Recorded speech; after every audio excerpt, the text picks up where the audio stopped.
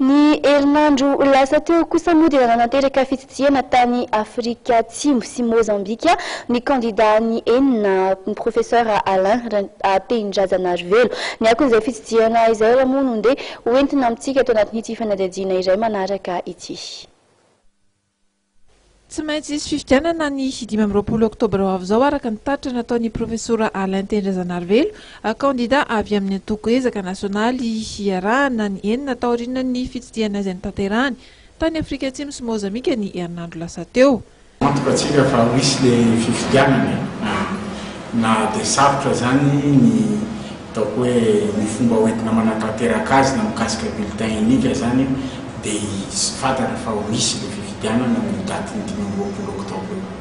Manana ny ambarany ihany koa ity candidat ity momba ny fanambarana farany nataony JIC mikasika ny fanohanana hany fandriam-pahalemana.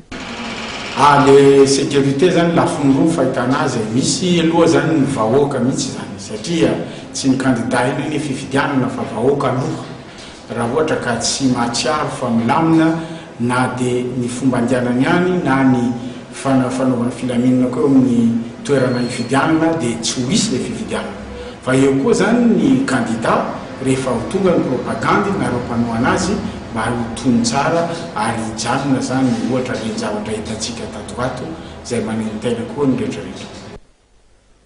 Nisy ny fitoniana eto amin'ny firenena no heveriny candidat Alain Tendrazana Arivelo fa zava-dehibe tokony hapetraka amin'izao akatoko ny fifidianana filoham-pirenena fihodinana voalohany izao.